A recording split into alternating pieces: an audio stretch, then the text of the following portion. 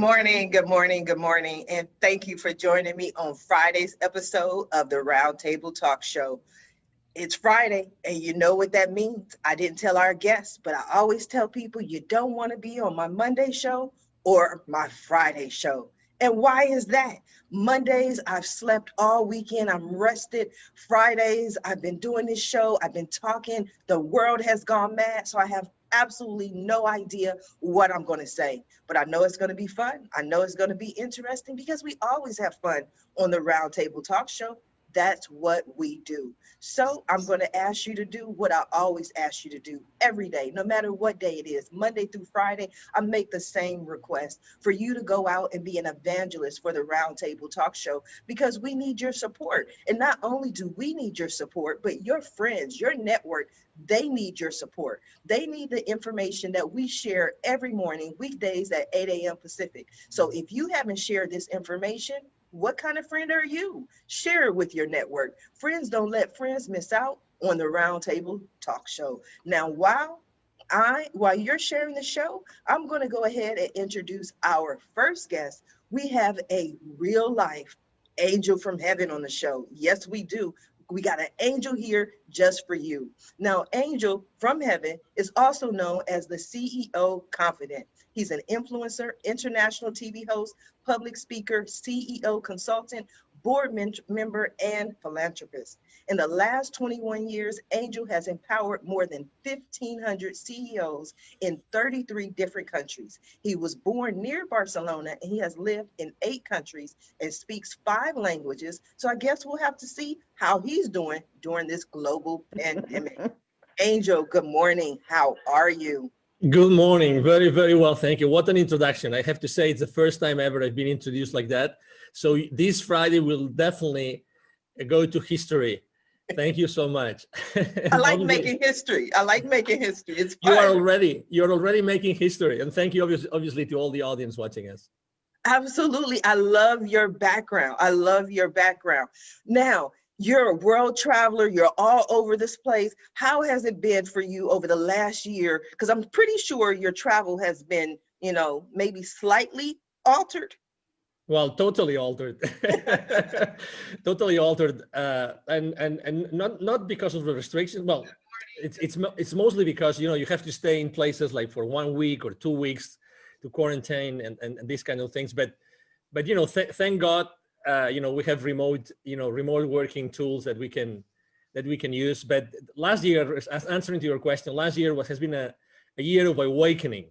That's definitely. So if you had asked me the question you're going to ask me today, 12 months ago, I guarantee you I would have answered differently. So that's the best thing I can say right now. So what have you been up to? You have all these accolades. You're doing the most. You're saving the world. You're helping the people. What does a typical day look like for you?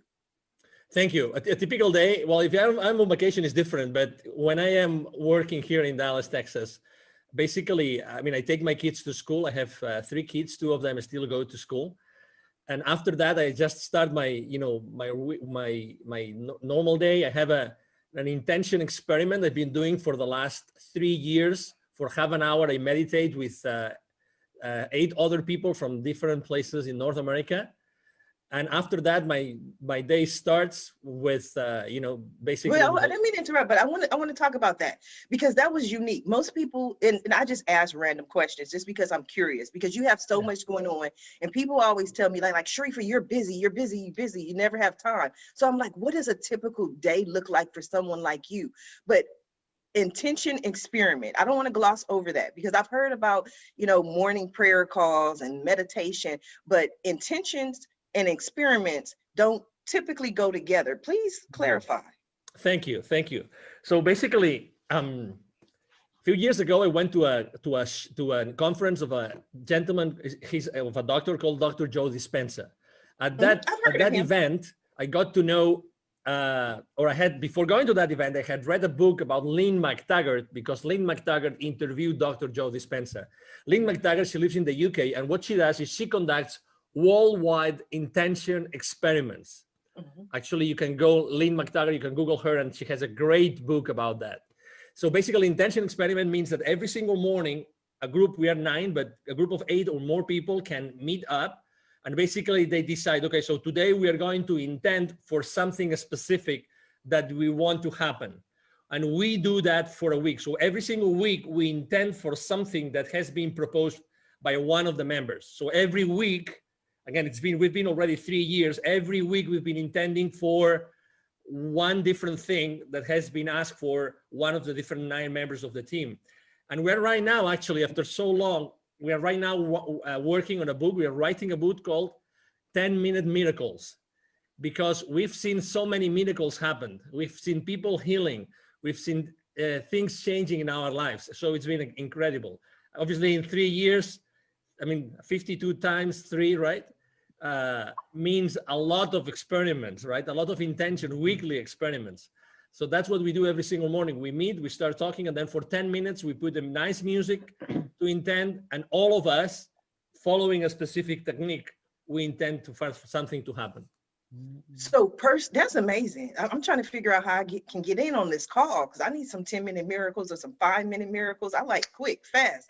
But for yourself personally, there had to be a reason why you stayed for 3 years. Was there something personal that you can share where you're like, I set this intention, it happened, you have to do this? Well, there have been so many things happening. First of all, when 8 or 9 people get together every single morning, we establish a bonding that it's a bond that it's very difficult to break. We feel things. We literally physically feel things. And after those 10 minutes, we actually share what we have experienced, what we have seen. And we've seen incredible things. I mean, from a physical point of view, I mean, I'm sure that both Christian and Yo-Yo, they have experienced similar things, because they're both extremely, deep people, right? Deep human beings. But when you establish that, when you create that bonding and that environment, really magical things start happening, and you live physically things. So I can tell you, foreclosures that were out of the blue, like canceled the last minute, that has happened twice. I can share with you people healing from back pain, like lifelong back pain. I can tell you about people being operated, having surgeries, that they recover much faster because we were intending for them. I can tell you people feeling the intention. So people even not knowing that we were intending for them, and they were going through some sort of issues in their lives, they got those things sorted out.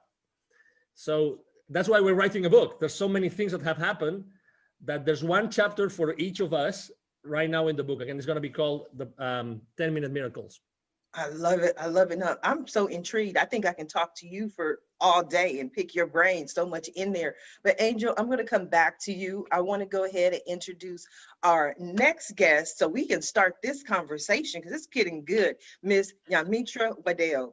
Yamitra is the only live past crazy specialist. She works strategically with individuals to identify, analyze, and release chaos and crazy in their lives by providing a safe space to begin their journey and guide them to the source of their own power. Yamitra is an Amazon international best-selling author of Fearless Women, Born to Give Thanks, and Transition to Freedom, and 7 other amazing books. She has received Author of the Year award for 2 consecutive years and has had the opportunity to share the screen with the late actor Tommy Ford in the movie The Last Time. She is the founder of Be Fearless Inc., Waddell Consulting Services, and Bear Your Hair. Good morning, Yamitra. How are you? Good morning. Y'all made me sound good. I like these introduction things. Everyone good at this. said that. I don't know why. And I'm like, hey, I just read what you send me. I got to be careful, though, because so much better when you say it. Somebody's going to send me some bio and I'm just going to read it. It's like, I'm the king of America. I'm like, I don't know. Would you send it to me? I'll read it. Tommy Ford. Oh my God. That was a loss. I love, I grew up. We all grew up, I think, for the most part, watching Tommy. Yes, what a great loss. Good morning. How you doing today? I am doing peachy today. It's a great day. So I'm happy to be here. I'm excited And I would just like to tell Angel, I am a Joe Dispenza fan. Yes. I have the majority of his books, and I think he's just an awesome human being. I love him. Yeah, Yes. he is. Yes. Yeah, he's good. Yamitra, talk to us about Be Fearless. Where did Be Fearless come from? It most likely came from some sort of fear that you stepped over. Yes, it is. It is a story for sure. So I go by the tagline, "The only live past crazy specialist," because I know crazy, and your crazy doesn't have to be like my crazy. Your crazy could be the normal crazy, life, kids, your career, all the crazy. My crazy and Be Fearless came from being a survivor of domestic violence, and my abuser just happened to be the pastor of the church, and so to be the first lady and be the woman in front that everybody's looking to, and then being abused, it was hard. And from going from that to living in a shelter to, now finishing my PhD and owning a couple of businesses, you have, and Be Fearless, I would have to say, is understanding that regardless that this fear is here, my vision and my mission is not changing. Fear is going to have to go with me on this journey. Like, you don't have a choice. And so being fearless is understanding, acknowledging, yes, I'm afraid, but that has nothing to do with the fact that this is where I'm moving to and this is what I'm getting ready to go and do. What gave you the strength to get out of this situation? Because like you mentioned, for most people, the church is the rock of not only the community, but the family, right? So it's like getting divorced twice to me. I look at it like that, because you're divorcing this community and then also Okay. divorcing or getting rid of this person. Okay. So Yeah. what was that like for you? It was extremely hard because he had been a minister for 30 years. Who was going to believe? And then you have to look at the dynamics. I was 25, he was 51. We just had a kid.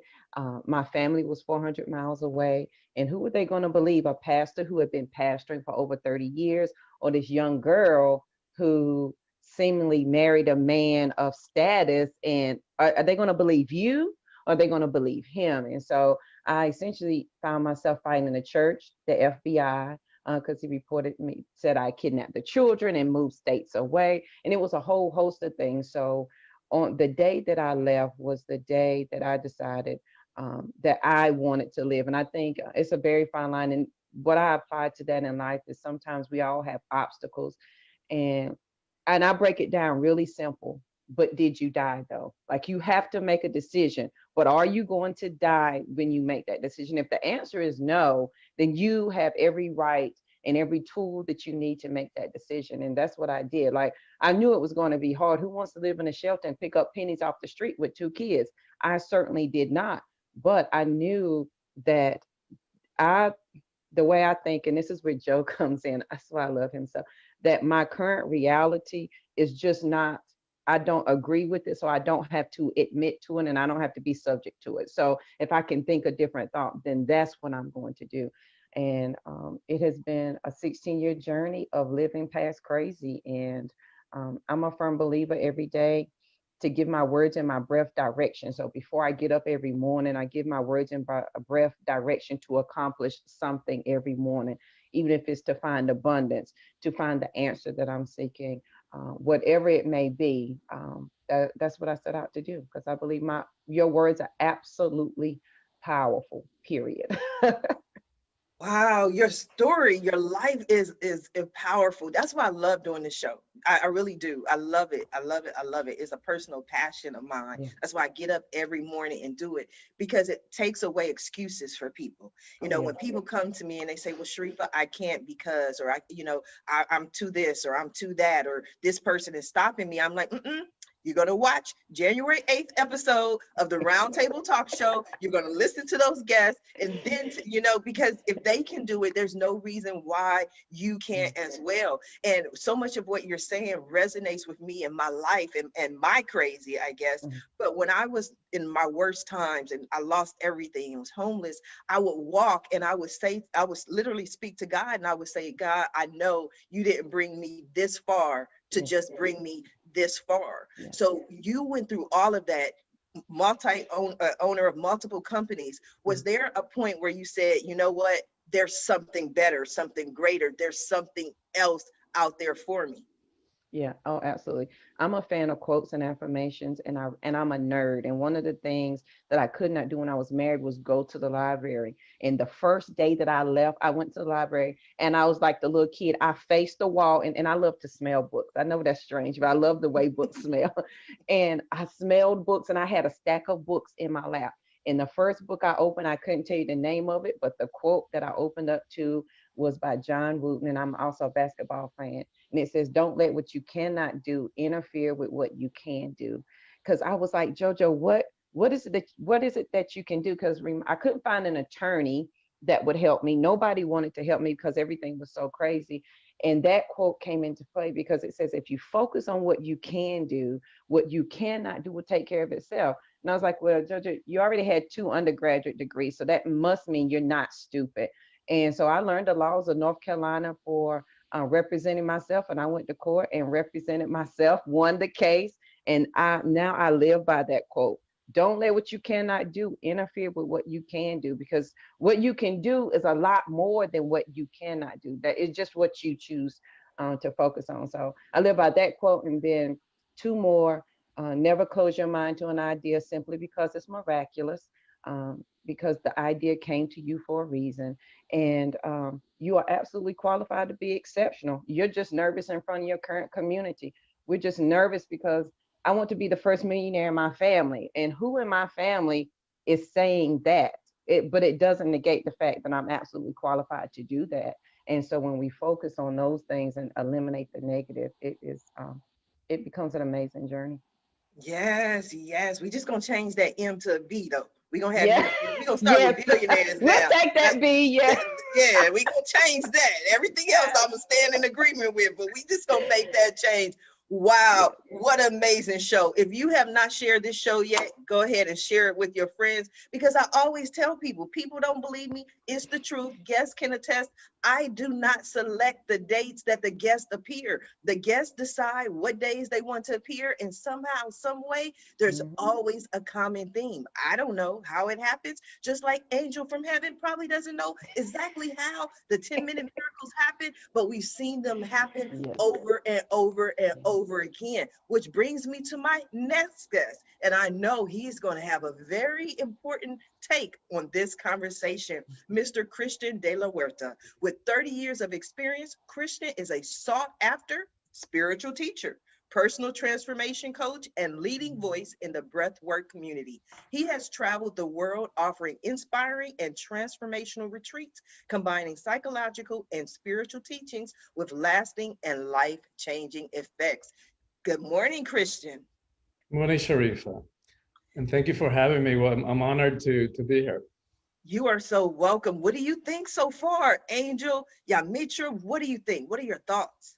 Well, I'm touched and inspired, like putting myself in the place of your audience of entrepreneurs. It's like, what powerful messages for entrepreneurs, messages of vision, of overcoming challenges, of persistence, of resilience. And I know, from like your own story of having been laid off 8 times, and yet You did your not homework. allowing any of that to hold you back.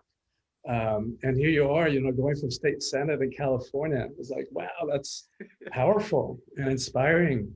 And I love Angel's vision of, which he hasn't really talked about, but working with kids and his vision for empowering kids. And Yamitra his story is so touching.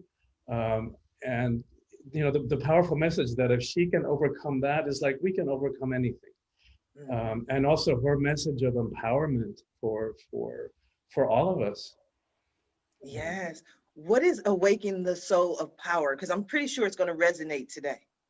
Yeah, well, it's a book I just released, and it's the first of a series of 3. And the title of the series is called Calling All Heroes. So what does it mean to live a heroic life in the 21st century, where probably we don't have the horse pitched outside and the armors and the demons to slay, except the ones in here. So the first book is about personal empowerment. Like, how do we step into personal power in a way that's not about hierarchy, control, fear, force, domination, that doesn't require for us to push anybody down. place our knees on their neck in order for us to prop ourselves up and feel powerful. So how do we do it in a different way? And the thing about it is that most of us have an ambivalent relationship to power. And we want it and we long for it, but we're afraid of it. And as I've been working now for 30 years, doing retreats and working with people's mindsets and helping people get free from fear and limitation, what I've come to realize is that what we're afraid of is that we might abuse it. And no wonder, right? Like all we got to do is turn on the news or read the morning headlines, and every day witnessing countless examples of abuse of power. And no need to even get into examples today because it's right in front of our face. And so, but and then we've been so conditioned, but with quotes like power corrupts and absolute power corrupts absolutely. And then what good-hearted person is going to want to be corrupted? But what they forgot to tell us or failed to tell us is that quote from Lord Acton was it's part of a larger context where if you read the whole thing, the whole paragraph, it's clear that he's talking about political power, not about interpersonal or personal power. That's what we're all talking about here, right? Personal empowerment, in approaching it from different ways. And then the other aspect of that is we've been so conditioned as a society to be afraid of the emotions, right? We've labeled the emotions weakness, and especially men. Since we're little kids, we're like, the little boys don't cry, because in some twisted way along the point along the way, we label the emotions weakness and feminize them, as is the feminine was weak. Like if you want to talk about power, let's talk about the power of creation, right? And so that there's nothing feminine about the weak, but we've been conditioned that way. And so then we're afraid of conflict. We're afraid of confrontation. We're terrified that if we really bead all of who we are, that other people may not be able to handle us. So then we stuff ourselves, we stuff our emotions, and that doesn't work, right? What used to be spiritual teaching, that everything is energy, now we know from physics that everything is energy. Like that's the case. It's no longer spiritual teaching. So including the body, including the emotions, we know from physics too that energy cannot be destroyed. So just because we stuff it, it doesn't go away, right? All those emotions don't go away. They get stuck in the tissues of the body, and we walk around with them. And after decades and decades of suppressing ourselves and suppressing our emotions, we walk around like these cauldrons of suppressed emotion, which we then start either react, like somebody just rubs us the wrong way and we react because we're reacting to a lifetime of suppressed emotions, and we bring damage to our relationships, or that energy has to come out somewhere. So it starts showing up in bodily symptoms, cancer, ulcers, heart attacks. So we've got to learn how to feel and how to identify our emotions and learn how to communicate them responsibly, courageously, compassionately even. I think that is powerful. We're all on the same page today. I think that's so wonderful. Everything you're saying resonates with me. And it also reminds me of, like you mentioned, I am running for Senate 2024. I'm excited about that. In 2018, I went through this journey, right? For some reason, I started meeting all of these psychics and channels and mystical woo-woo people, and everybody, I would have all these different sessions, and one person after another said the same thing. They would say, Sharifa, you're not standing in your power. And I'm like, okay, thank you. I don't know what that means, but thank you. And then I go to the next person and they say, Sharifa, you're not standing in your power. And I say, okay, thank you. I don't know what that means, but okay, 2021, I know exactly what that means. Yeah. And it wasn't a fear of mine that I wasn't able to, or I was afraid of, but I think I had more of that. Why would I run for city council? Why would I run for Senate? There are, trillions and billions of people on the earth. Why me? And then I had to get to that point of why not me? This is something you're passionate about. Why not you? So I don't think it was the fear for me, but it was just understanding that I do have a voice. And what I've done, just having all the guests for the last year on the Roundtable Talk Show, That took a lot of power to provide a platform for some of the greatest people in the world. But I didn't understand that it was power in doing that. Does that make sense, Christian? It makes total sense. And thank you for doing that. Thank you for saying yes to your own call, to step into your power and to do heroic work, right? What all of us are doing is heroic. The way that JoJo got herself free with two little kids, to support, that's nothing short of heroic. So I love this conversation. And another way, that we see commonality in all of us is this desire to make a difference in the world. Mm-hmm. Right? So and it's that desire to make a difference in the world, that conviction, that allows us to use JoJo's framework to not allow fear to hold us back. Right? So that desire to make a difference, our sense of service, our sense of conviction is greater than that fear that no longer holds us back. And that's, I love that word fearlessness, because we're confused about what that means. And like JoJo, embodies and teaches, it doesn't mean that we no longer feel fear. It just means that we no longer allow fear to hold us back. Yes. You made an interesting point though, Christian. I want to ask JoJo, because in everything I've done, being laid off 8 times, losing everything, even this entrepreneurial journey that I've been on since 1994, people always ask, why did you do it? And I'm like, because my kids said, Mom, we're hungry. There wasn't this deep rooted, I want to save the world. My kids were like, Mom, dinner needs to be served somehow, some way. So JoJo, when Christian looks at you and he's like, you know what, just getting these 2 kids out of this situation, that's powerful. And I agree wholeheartedly, there's power in that. But at that moment, were you thinking about the power, or you just like, I got to get out of here? Oh my God, I was thinking, and I'll just give y'all a quick backdrop. The day I left, my abuser had taken advantage of me in front of our 3-month-old, who was a preemie, who had just got out of the hospital. And so she was only 60 days old, and she only weighed 4 pounds. And so he had taken advantage of me in front of her. And I tried to kill myself that morning. And then the next morning, that night, he tried to have me committed to a mental hospital. And I was like, this can't be my life. Like, is this going to be my life statement? And then that morning, July 26th at 7:30 in the morning, I stood at that front door and I cried for 35 minutes, because I knew when I opened up that door, it was going to say door open. And he might have been a heavy man, but he was a quick man. I was like, either I'm going to die trying to leave here, I'm not going to willingly let you kill me. And that's exactly what happened. Mind you, my family was 400 miles away. I didn't know a soul. I had no money. I drove a car. The front wheel fell off if you went over 45. There was no tag, no registration, and no insurance on the car. So when I left, it was the last thing it was my last ditch effort to say, if you're going to live, today is the day. Well, you better put all the living you got in this moment right now. Come hell or high water. That's all you got. And that is what allowed me to walk out that door. Now, has it been easy? No. The lights off, power off, gas off. I'm eating once a day, asking my coworkers, "You want to finish your lunch so I can eat?" So whatever's at the house, the kids can eat. But it's in that moment that you have to decide: do you want to live or die? And I think that sometimes this was my crutch.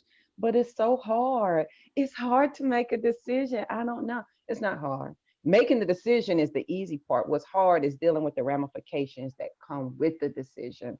And so for me, 2 things. Is this going to be my life statement? Are these going to be the last words that everybody's going to know JoJo for? And are you going to put all your living into this moment? And if that's what you're going to do, then sister, you better get moving. Absolutely. Angel. If I may add something, after hearing both Christian and Yo-Yo, probably they don't know, nor Christian nor Yo-Yo, and they don't know, but Tony Robbins has been quoting you for the last probably 10, 15 years when he says that we are so fearful of our own power. Yes. And that's probably why we don't step into it so easily, because we are fearful of ourselves and what we can do with that power, right? So I was having chills as I was listening to both of your stories. It's definitely magic what you have, what you are building here today, Sharifa. Thank It is. you. And Thank I you. would say, and Angel, you saying that reminded me, I have a journal. I host the Fearless Morning Show weekdays on Facebook at 7:15. And so we talked about this a couple of weeks ago. In my journal entry from April of last year, I wrote a note to myself, and it was like, JoJo, why are you so comfortable in the darkness? And my answer to myself was because I was so afraid of my light. I was afraid of the brightness of my light. And I think we all can agree that at some point we found a journey that spoke to who we truly are. And it began in our mindset because our mind is our superpower. And it was there that everything that we decided to embrace the light instead of the dark. Yes. Angel, have you had a moment when you felt like you were not standing in your full power or you were afraid of your power? Well, so many times. If I had to choose one, probably it would be when I left corporate America. Mhm. That was 5 years ago. And, although I had been, I mean, it's funny because when you read my bio, it sounds so wow, right? That eyebrow raising effect. But can you believe it or not? I mean, I was really like, oh, I don't know what I'm going to do. I don't know if I don't know what I have really done in my life. I mean, I don't know if what I have learned or what I have done to others or for others is going to serve me, really. So, when you said, the famous imposter syndrome, Yes. that, Yes. you just, you go from a very structured, massive, I had worked since the 90s for large multi-billion euro corporations, and suddenly you are by yourself, right? And I was, and you say, well, I don't know what I'm going to do. And I was extremely fearful. And it took to me many months, I have to say, many months to actually just sit down, take a piece of paper, so easy, take a piece of paper, a pen, and start writing my accomplishments or what I had done throughout my entire career. Then when I started to, write down some numbers and making some calculations, it was then when I realized, well, maybe that's something, and maybe I can add value to someone's life and someone's business with what I have done. But oh my God, I mean, I was so blind, so blind. I really didn't want to see. It's not that, it's not that my prescription glasses weren't right. It was just like I didn't want to see the obvious. I mean, very often they ask me, what would you change, right? I mean, this famous question, what would you change if you were given another opportunity? Oh my God, I would change so many things. But the number one thing would be, I would step up. I would start exposing myself like crazy since day one. I would start sharing my story because, we probably all of us, we have shows or we have interviewed people for sure. And we all know that the real power of our conversations is that we know for sure that someone right now is listening to us and we are going to change their lives. Yes. For sure. That's Yes. happening right now. I mean, not for me, but for you, but this is happening. That's why we do what we do. With our questions, we're trying just to open up ourselves so that others, are able to listen to those messages. So had I started to share my humble messages from the very beginning, I would have started impacting others' lives immediately. Immediately. We just have to open our lives, open our mouths. And let me tell you a little bit of an anecdote. So it took to me almost a year to open myself and to do my first ever Facebook Live. And it was by myself. And I thought I have to make like an announcement to the world, right? Okay. So I went there, I explained, probably I didn't have all those numbers yet, but I went there, explained why I was doing what I was doing. And then I remember, as if it was now, when I clicked like stop broadcasting on Facebook, I started crying like a baby. It was, the pressure I put myself, like just to go raw into the world, saying who I was and what I was doing and what I was standing up for. Oh my God. But I will never forget that moment. But I said to myself, oh my God, I wish I had done this more and so That's powerful. That is so powerful. And the fact that you even share that moment, I'm pretty sure that many people who tune in to watch you had no idea. I mean, when we do our shows, like you mentioned, all of us in some form or fashion have a show or have an audience, everybody thinks it's so easy, but it's not easy to be vulnerable. It takes a lot to be vulnerable and to talk and to share your message. yeah, absolutely. And probably, right now, I don't care that much because, whatever happens. And that's one point that I wanted to make, maybe changing gears a little bit, which I think is killing us as a civilization, which is that thing of fitting in. Yes. We are raised to fit in. We have to follow certain patterns. And, regardless, I try not to talk about religion and politics and everything, but regardless of where you are today, regardless of what our avenues are, regardless of where we for, and anybody in our audience right now stand, we really want to help each other. We genuinely are good and want to do good. But, we are taught, unfortunately, I still have 2 kids in school age, right? They are taught to be fitting in. How much of their power, Christian, how much of their power we are limiting, we are, undercutting, we are, taking out of the lives of these kids forever, like forever. We really don't have to fit in. It's funny how just before Christmas, on a podcast interview, someone asked me a piece of advice. I said, I'm not very religious. I stopped going to church a long time ago, but I come from a very Catholic country, which is Spain. But guess what? I think these Christmas are so special because Jesus Christ, remember Christmas, Jesus Christ, because people maybe don't even remember that. He didn't want to fit in. He didn't want to fit in. He wanted, he wanted to understand things. He understood what everybody around him was doing, and he was a disruptor. Why are we not taught to be disruptors? Why not? Why are we not taught to be disrupting all the time, to be working from that place of power? And I guarantee you, that doesn't mean, that we're going to be stepping onto someone else's toes. No.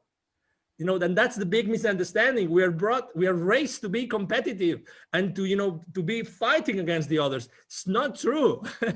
Yes, Christian, true. That was a question for you. Why, Christian? Why are we made to fit in?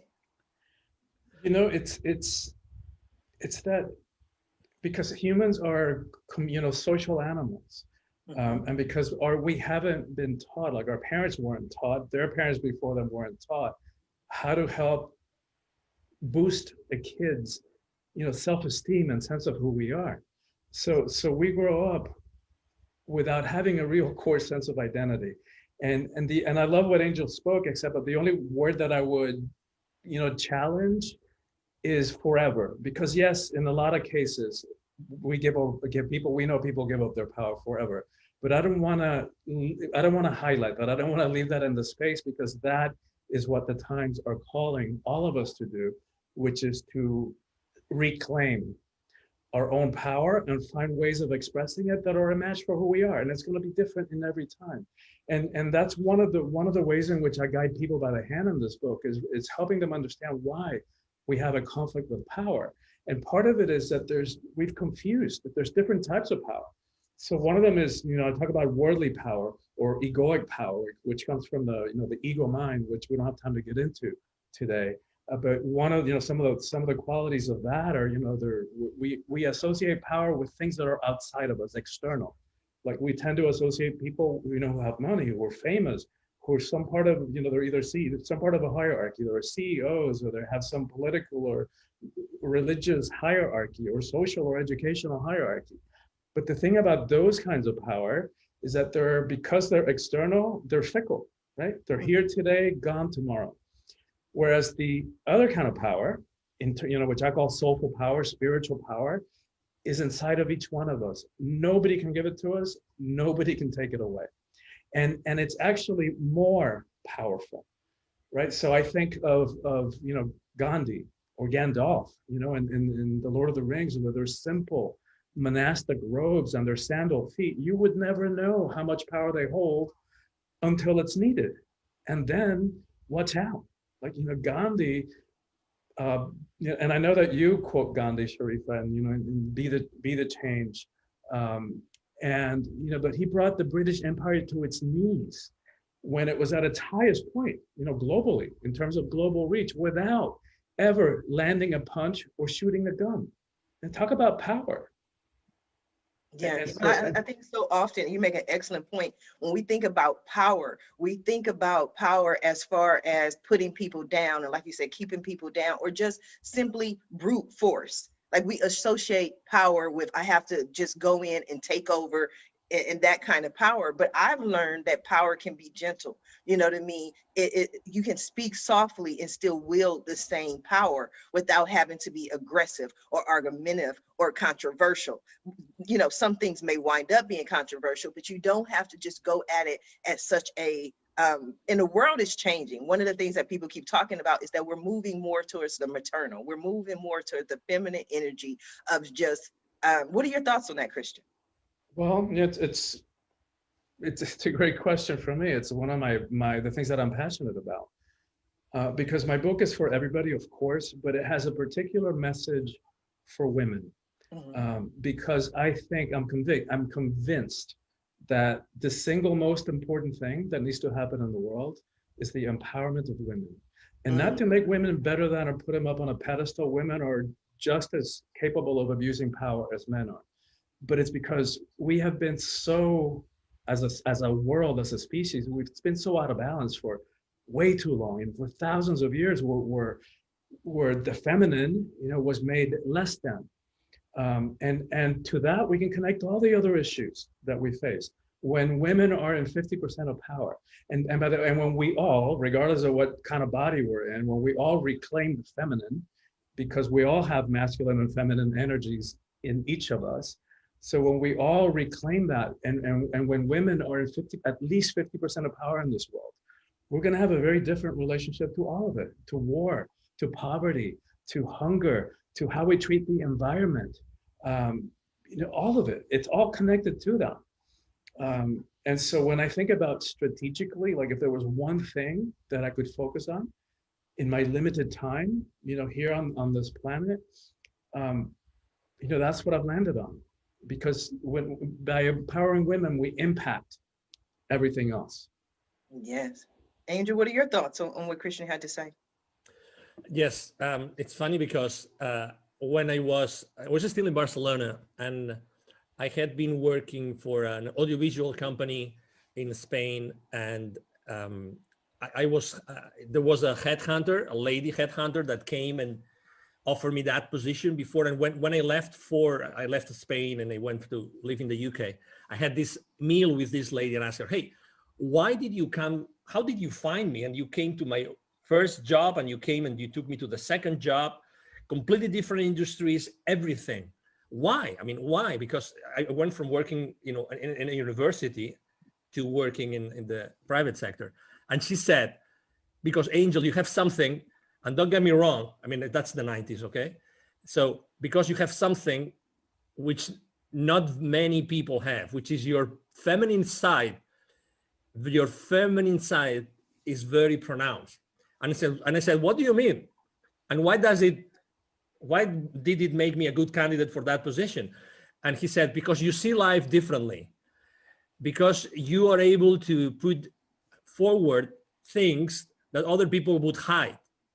And throughout my life, it's been funny because I've always worked with more women than men. Every time I have had to actually build my own team, consistently, I've been looking for female power to compensate what was already in place. And I have always felt extremely comfortable working with women. And in corporate America, I have to tell you, in high tech, that was my industry. I mean, if there were maybe, 10%, 15%, and probably only on maybe marketing, legal, all those specific departments, right? Or functions. But in my case, it was always very clear. I mean, women confront life in a completely different way. And it's completely complementary. to what we do. You know, there's no good or bad. I agree with you. It's obvious. It's very clear, Christian, that yeah, and you said it very clear also, Sharifa, that I think that we're moving towards a world where feminine energies are going to play a much more important role, and it's true and it's necessary. And when I go to Latin America to help the underprivileged kids, and I find those kids and I'm teaching them, I focus completely on self-esteem, because those kids will never receive that message anytime soon. You know, I'm not going to say forever, Christian, but anytime soon. They're not going to listen to anybody. They're going to hear that message of empowerment. But I focused on girls, because girls are the ones that are more limited in their future. The views of their parents or their tutors, their views about what the life of that girl is going to be is super limited, super limited.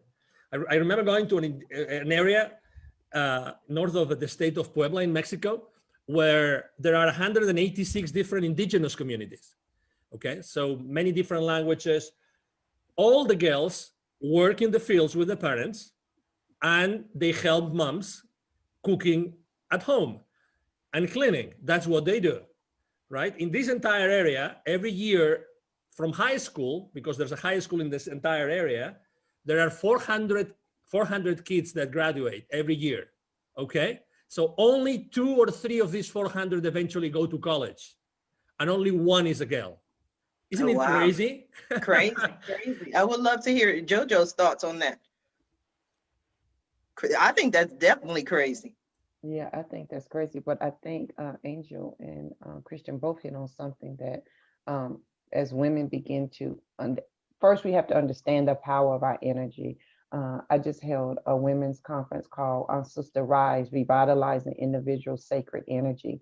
And as women, as we begin to understand what our sacred energy is and how it's going to change the world and how we begin to impact the world, I think that's going to, it's going to make a big difference. And I think as women, as we begin to see ourselves differently, and we have to think about how big of an impact, and guys, you can think about this too, how big of an impact your mother had on your life. We do a lot of things because the women in our household did them. We make the macaroni like mama, we clean, we fold our towels. And every day we are creating a legacy for our children to follow in our footsteps. As women, you know, we look to daddies, because I was a daddy's girl too, but I looked to my daddy for business sense, but I looked to my mother to set up my traditions on how I was going to raise my children. And that's an excellent point, because I laugh with my son all the time. My son will be 24 in April, you know, and whenever he does something and it's not correct, I'd be like, gotta do it right, because people will say, your mama didn't raise you right, you know what I mean? Or they'll say, who raised you? I'm like, so this is not about you, this is about me, right? It's about me, because your name is all you have. And that, you know, in this book called The Awakened Woman, it says, if we forget if we forget who we are as women, then all who lean on us and look to us for guidance will be lost. So generations from now, great grandma JoJo, I could have lost everybody because I did not step into my power as a woman, and then understand that I have masculine, I have female, and I can manage them and hold them equally. But I absolutely, this is my wheel. I love this kind of stuff. So I'm over here dancing with my feet because I'm having a good time. You know, it comes to you know, it's attributed to Betty White, which she's, you know, her incredible, unique sense of humor. She said, you know, we're talking about courage, and she goes, and I'm not going to do it justice, but she goes, you're talking about having balls? It's like, those things are weak. You just thump them and they bend over and they collapse in pain. You want to talk about courage? Let's talk about vaginas. Those things take a pounding. Yes. It's all in how you look at it. It's all in the perception. I love Betty White. I love laughter. I mean, that's the beautiful thing. Anytime I do stand-up comedy shows, it's always my brand, Laughter Heals. We need more laughter in the world. We need more people to remember who they are and stand in their own power. And it may not necessarily be easy, but I definitely think that it's necessary. JoJo, I want to go back to something that you said earlier in the show, when you were making, when you after you left the shelters, at what point, because I think this is very important for the audience, at what point did you really decide to stand in your power as far as being a business owner and be an example and start your conferences? What made you say, if not me, then who? Because I knew it was something I needed. No one was, and my pet peeve is giving somebody so much information that they're overwhelmed. I'm the person, I need JoJo, do step one and then do step two. And nobody was giving me that. And I was like, okay, let me start documenting what I'm doing. Like, how am I getting over this? How am I changing my mindset? And what are the things that I'm doing? And so for me, it was, this is what I need. So surely somebody else needed. And what really made it hit home, because you know how you play entrepreneurship and you think you're going to do it. And I've been in healthcare for 20 years. I didn't want to give up the title that I worked at Duke Hospital or Duke Medical. I didn't want to give up that title, you know, that I've worked at all those places. And then I spoke the first time ever and talked to a group of ladies who were coming from welfare to work. And the lady called me like 3 days later, and she said, had you not shared your story, I would have killed myself.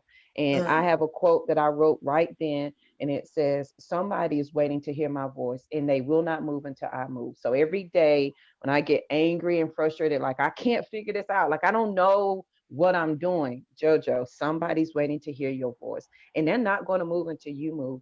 And so that was one of the biggest things that helped direct me to say, okay, you're gonna, honey, it came to you for a reason.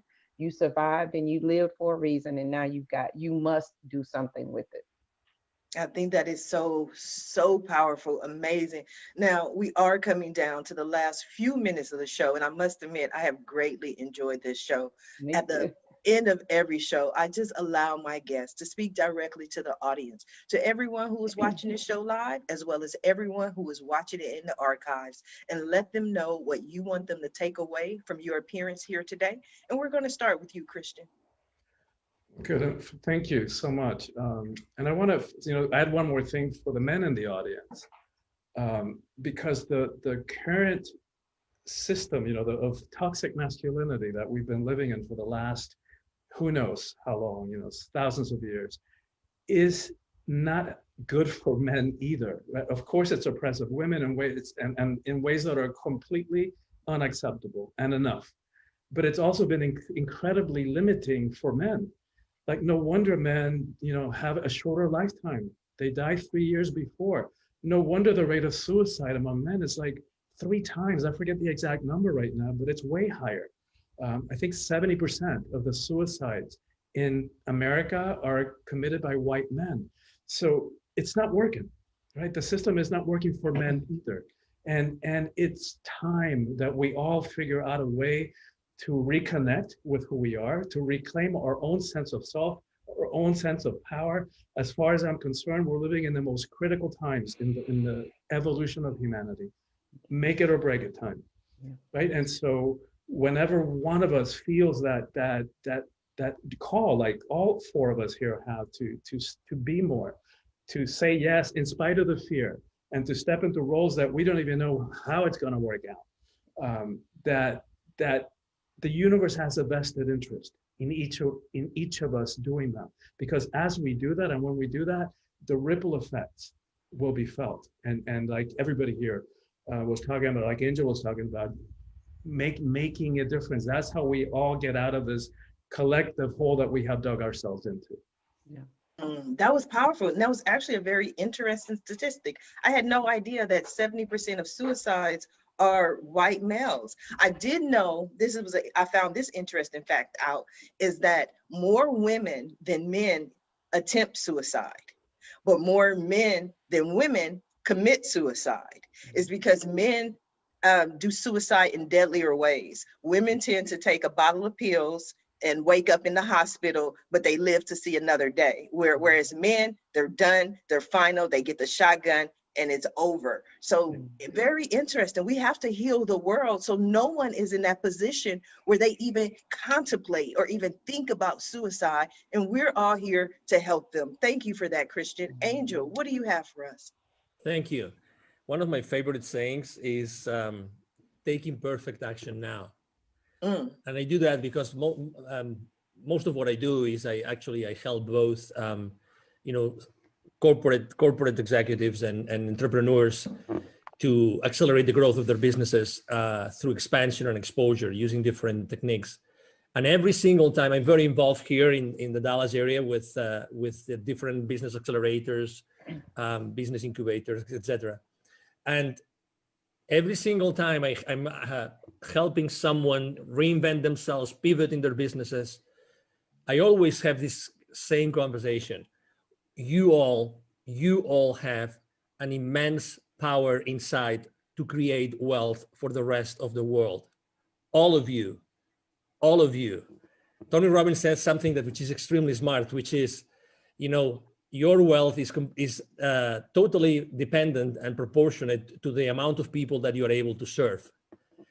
And I have to tell you that every single one of you have something inside your professional career, your life, that nobody else in the world has. Nobody. We all have lived completely different lives. Even if you think you are not adequate or you're not enough, you are already enough and you are already adequate. And you can already start. To offer your products, your services to the rest of the world. So I would encourage you to take imperfect action now, to start changing your life immediately, stepping into your power, as Christian and Jojo were saying very, very wisely, but do it today, do it immediately. You know, as you realized, you know, I think that many of us were confronted with death in the last 12 months, right? Like it or not. We had to think about death, you know, at some point. So, hey, you know, we can do so much good in this world and the world needs us. And if it's not us, it's not going to be anybody else. Exactly. I mean, it's great when I was listening to that from Jojo. It's like when I created my nonprofit Wisdom for Kids, I said, if I don't do that, who's going to do it? To be honest, nobody's going to do it. Nobody can do this the same way that we are doing it. Nobody. So I love your passion, Angel. You are passionate. I love it. I love passionate people. Totally. You are so passionate. Totally. So that's my 5 cents, Sharifa. Oh, thank you for 5 cents. Usually we only get 2 cents. So I like that extra 3 cents. I love it. I love it. I love it. Thank you, Angel from heaven. Jojo, what do you have for us?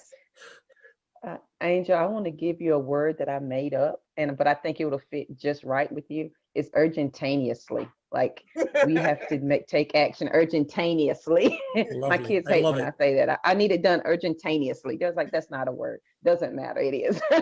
My daughter makes up words all the time. And I'm like, if Will Smith can make up Jiggy, you can make up whatever you want. So hey, I like urgentaneously. I'll just credit Jojo for that one. Yes. I would like to share my few cents is that as we all begin this journey, however we define it, describe it, some steps to live past crazy. And I call it self-care as gangster, because you have got to really want this for yourself to begin this journey. So there's just 5 things that you can start today. Number 1 is absolutely be quiet. You don't know what you like or what you want because you talk too much. So if you be quiet, you can hear what the God inside of you, the universe, the creator is trying to tell you. And there's a wealth of information. You have the answer. The problem can't exist without the answer already being there. They go hand in hand. Often we talk too much that we don't even want to acknowledge the answer.